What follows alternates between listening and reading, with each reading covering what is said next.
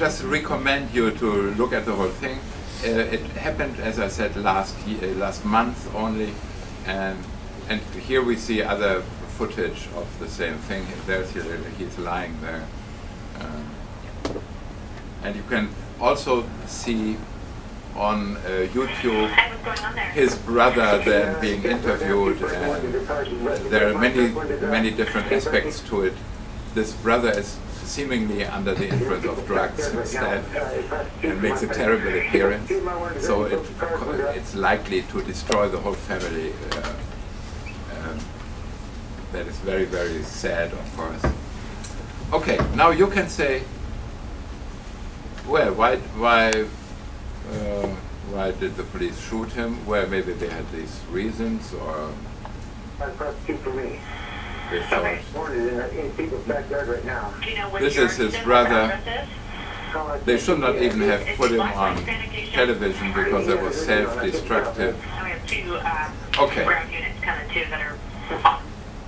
The Sacramento Police Department has...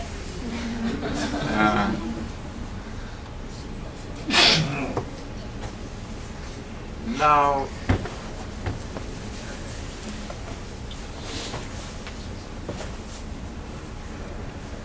just another case, also, I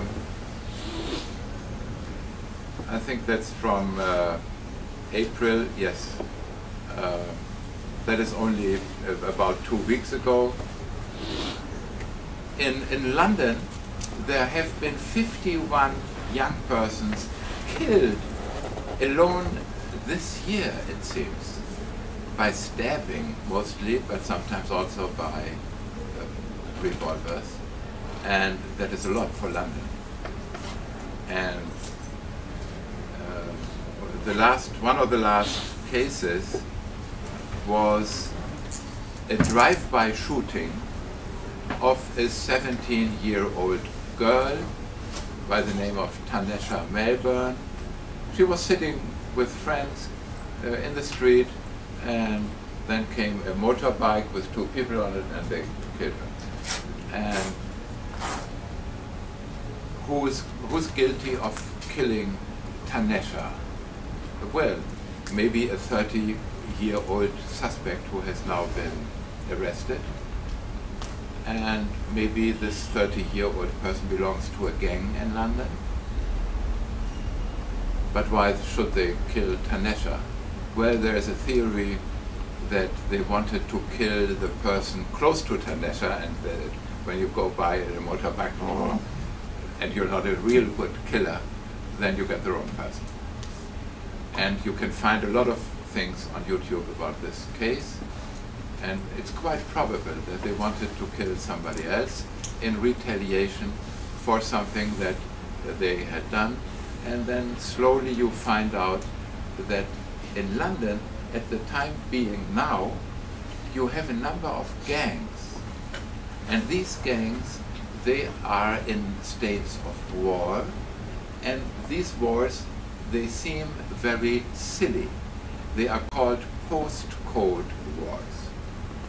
Like you have this CEP in Brazil, or CEP, that's a postal code, and they have postal codes that look a little different with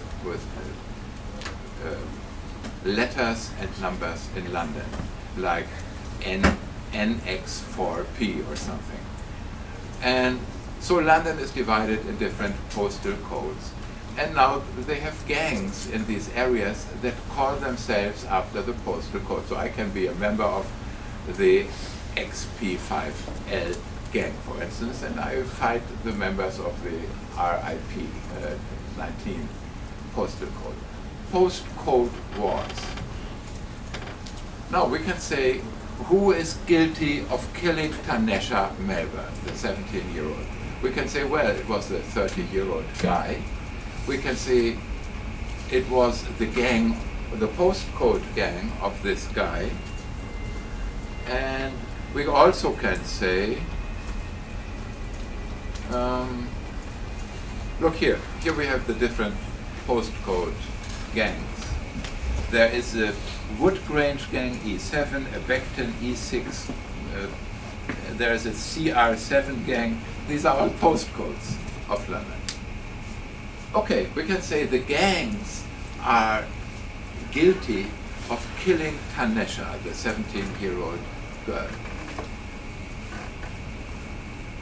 Then we find out that the wars that these gangs are having, they are about trivial things. Oh, you have put something on Facebook or on Instagram that was against me, so I put things on Instagram that is against you, and the next time I meet you, I will kill you. And this is what they're doing.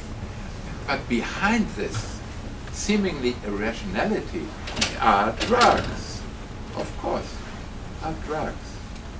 And one of the areas in London where these things happen is Tottenham.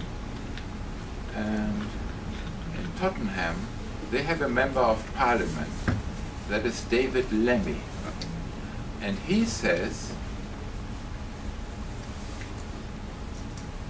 well, it is very easy for a child who goes home to an empty council estate flat because his mum cannot afford childcare while she is at work, can become a gang member. All it takes is a gift of new trainers, he says, David Lemmy, for which in return the child is soon asked to carry a little package around the corner. And before long, the 12-year-old is earning more in 1 week than his parents make in a year. The white middle-class market for cocaine is booming. As we had found out with Dan Werb and others, there's more cocaine, it's less expensive, it's better than ever before, and it's just flooding. And it's flooding London to an extent that London has dropped out of a number of European surveys about drug use. They don't want to be included anymore because their level is so high. You know, they say, oh no, please take all the numbers from everything, but not from London. And this member of parliament who comes from this part of London, he says, it is so easy nowadays for young people to be members of drug gangs. It's the most normal thing. And the white middle-class market for cocaine is booming. People are ordering drugs on WhatsApp, Snapchat, it's easy.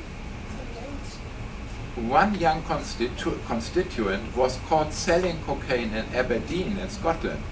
Dealers in London now operate what are known as county lines, supplying cocaine to every region of the country. Like Amazon. You know, you just say, click, I ordered one-click order, and they transport it very soon from London all over the place.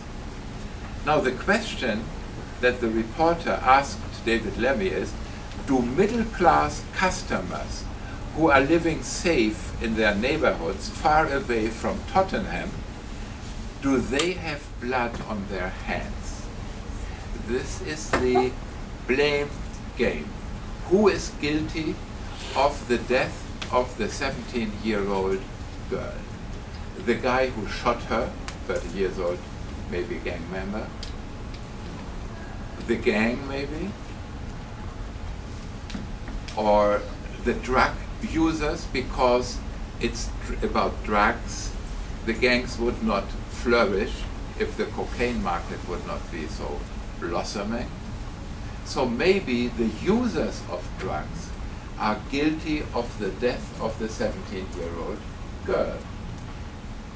The users just want to use, but they pay a lot of money, and they know that they pay a lot of money to organized crime, to gangs. So the blame could be going to the users of drugs. And if the users of drugs are guilty, then of course it would be okay to put them in prison. Why not put them in prison? They are morally the ones who are guilty. And this is the idea that also has o Capitão Nascimento na Tropa de Elite. Eu gostei muito dessa cena, onde o Capitão Nascimento pergunta ao cara lá na favela: e você? Quem você é? Estudante? Estudante!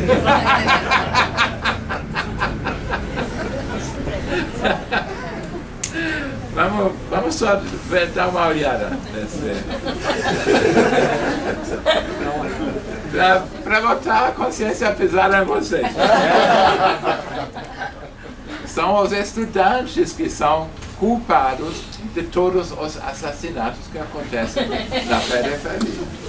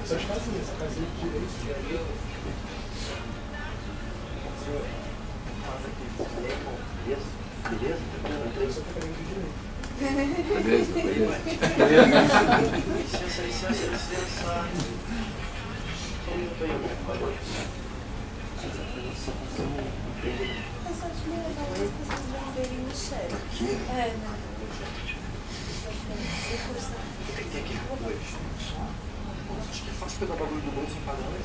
Pode comer mais? Se liga. Nossa, mais? Tem 2.000 aqui. Guarda aí. Se tu pegar mais desse, pode trazer que a galera tá direto. Eu sempre me pergunto quantas crianças a gente vai ter que perder pro crack só com Playboy rolar um baseado. Prioridade é aprender o fuzil. Vamos operar pelo canal 2. O Azevedo está com a equipe dele pela entrada da casa do Vídeo. O Renan e o Marcelo jogam pelo Almirante na Mandaré. Funciona. Nascimento, você conhece a entrada do 117? Capitão Nascimento, conhece a entrada do 117? Eu conheço, capitão. Capitão Nascimento, você vai com a sua equipe pelo beco, mas vai com cuidado. A entrada do 117 é do lado da faculdade, está cheio de estudantes. Ciente, capitão. Já avisei que vai dar merda isso. Ordem são. Vai todo mundo convergir para o largo da raia, fica no centro do complexo. Tá tudo entendido?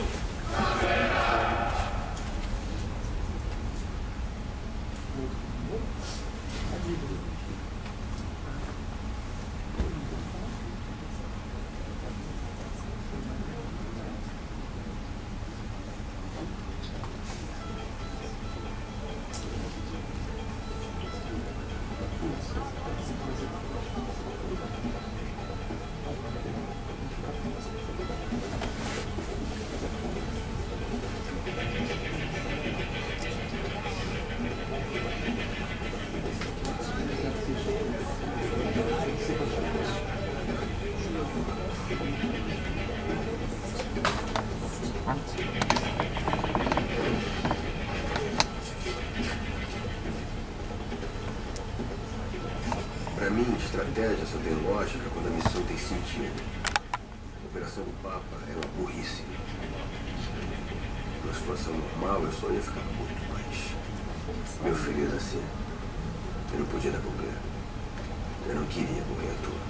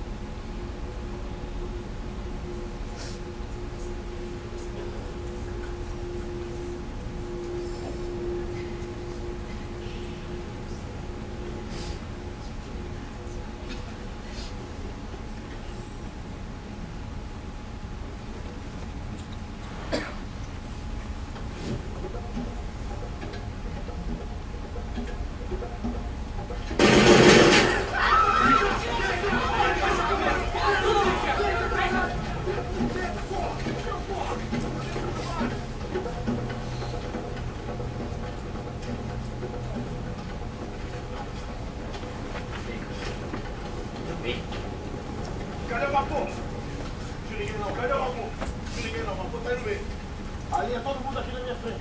Vai,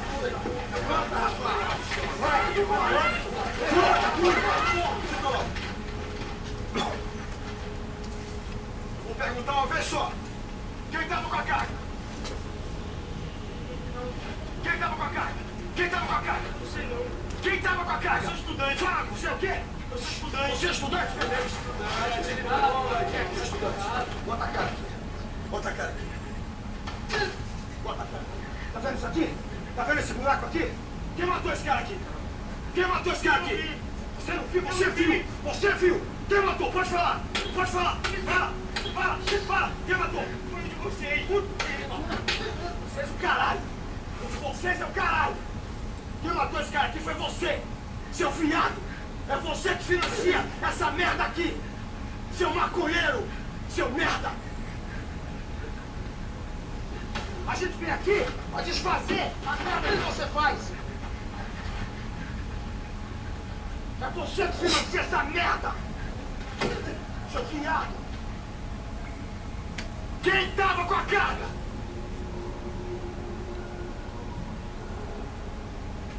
Zero 07. Traz a cimentinha do mal.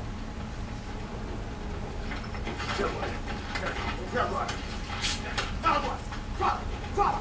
Aponta agora! Aponta agora! Aponta agora! Quem tá com a carga? Vai! Aponta! Aponta essa porra! Aponta essa porra! Qual é? Esse aqui de jaqueta? É tu mesmo! É tu, rapaz! 04! Leva pra delegacia! Leva pra delegacia com a carga! Eu sou ativo, mas... Calma, capitão! Calma, capitão! Faz, moleque! Para! Vaza!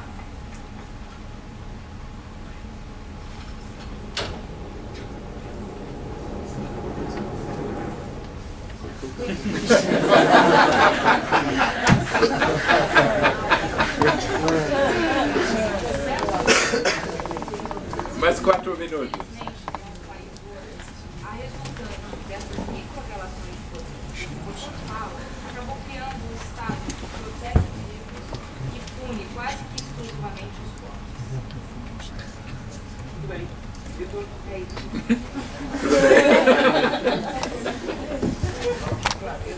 Uma relação de poder, não apenas no Estado, ou outras instituições perpétuas.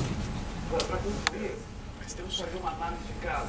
Quer dizer, um exemplo de uma instituição desse tipo. A polícia? A polícia, tudo bem. Mas, por que a polícia? Todo mundo aqui sabe que na tabela os caras chegam batendo mesmo, sabe? Chegam dando porrada, esculacho geral.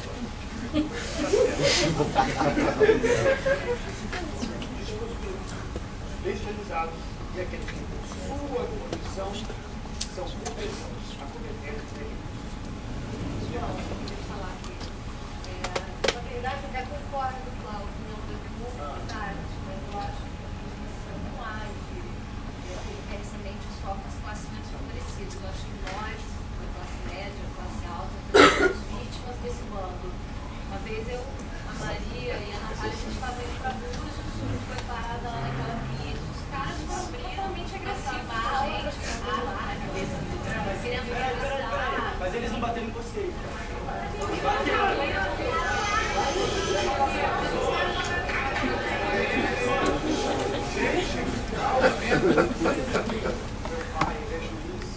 Ele falou que lá na Baixada, tortura é pouco que a polícia faz. A polícia entra lá e sai matando todo mundo. É tipo chacina da Candelária. É lógico que a lei de corrupto, os caras são covardes.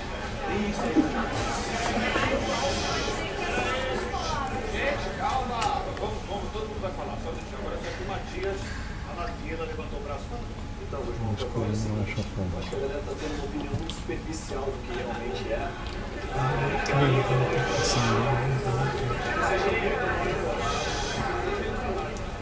Acredito que na polícia tem corrupção, mas em sua grande maioria os policiais querem fazer um trabalho honesto, um trabalho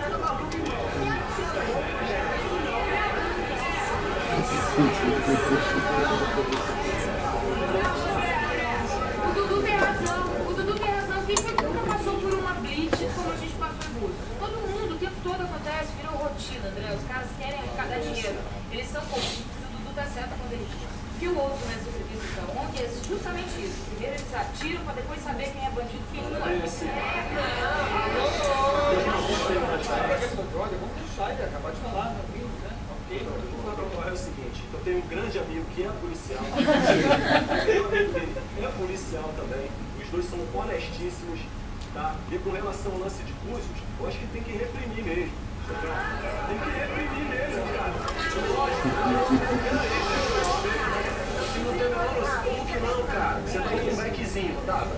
Você não tem a menor noção de quanta criança entra pro tráfico e morre por causa de maconha e de pó. Tá? No apartamentinho de vocês, daqui da Zona Sul, não dá pra ver esse tipo de coisa não. Tá? Vocês estão muito mal informados, estão muito mal influenciados por jornalzinho e televisão.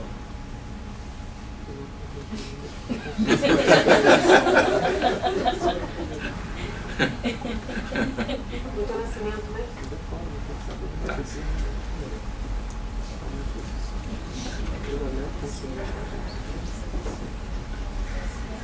Então.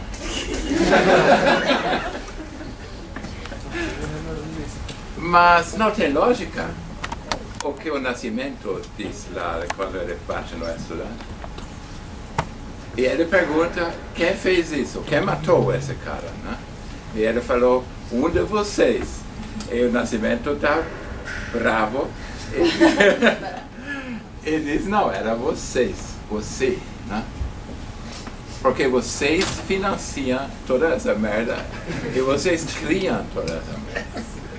E a gente tem que tentar desfazer a merda que vocês criaram.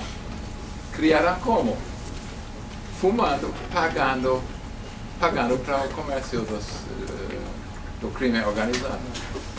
E o crime organizado mata entre si.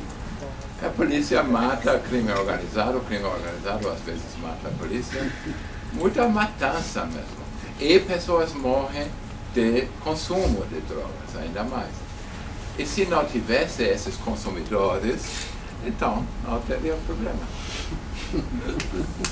Significa blame game. You blame the consumers.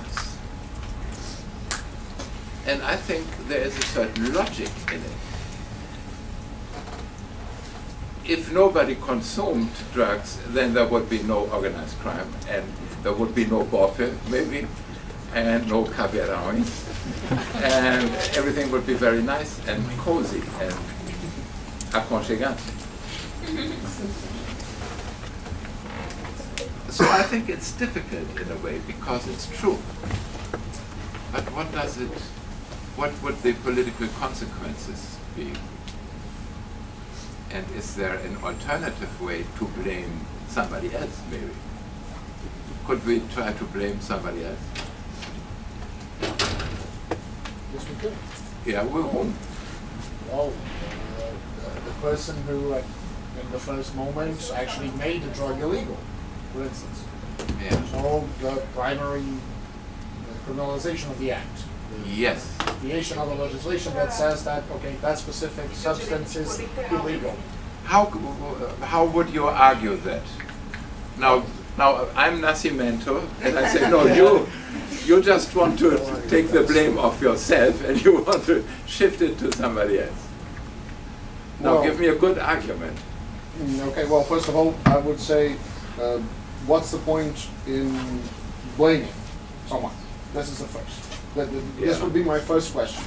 You suppose that you come from the argument, you're based on the principle that someone is to blame. You see? And you also come from the idea, you're based on the premise that this substance, if this substance were not to be consumed, then there would be no organized crime. That this link is indubitably changed. So in a sense, I would first argue that, well, I don't see the point in the blame game, in a sense, because it misses the fundamental point of asking whether this drug should be or should not be illegal, in a sense. Yeah. Now I say the drug is bad, so it should be illegal. I say, I say that. What does Ricardo say and what does Mayra say? Well, I say that coxinha is bad. Oh, It's no, not because of that. don't say that. We should forbid it. I say that sugar kills more people each and every day. Yeah. I say that driving a car is possesses risks Well, that are undoubtedly worse than drug consumption. Now let me say one thing. If we have 20 things that kill people, like coxinha and sugar, why should we have 21 things and also have cocaine? Have you ever done cocaine? I have done. No, it's a rhetorical question. I In a sense, this is a substance that is used for. Well, you could argue that it was used medicinally at one point. Yeah. You could argue that even though if you look through an entertainment lens, why should it not be? Why should it be illegal? Yeah, I believe that one should be aware of the consequences of such acts, but it's not because it's bad that you should do it. I think what you avoid to say, and I don't know why you avoid it, is it should not be illegal because I have a right to use for my recreational purposes whatever I want to use, as long as I don't kill somebody. Exactly. That's my point, which you succinctly. Yeah. Thank you. Together. Yes. And when you have a right, then nobody has a right to prohibit it. And then it is illegal to prohibit drugs. That would be, if you have the right, and if every adult person has the right, then the state has no right to prohibit it, because that would be violating your right.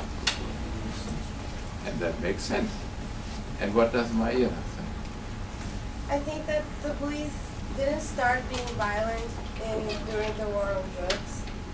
And before the war on drugs, there would be other things that were forbidden that would motivate them to go into these communities and perpetrate the same kind of violence under other excuses. And the user didn't pull the trigger, and killing the little kid who was being an asset in the drug trafficking market doesn't stop. It's not an effective way of having less drugs being sold. So not only did Capitão Nascimento take an ineffective means to reach his goal, also he's blaming someone for the bullet that he fired. Yeah. And he didn't have to kill the kid to stop the drug trafficking market. But my main point is that the police has always been violent and has always been killing people in the same places over and over, and it's just a matter of what's going to be forbidden and what's going to be taken over by the market that strives on illegal stuff.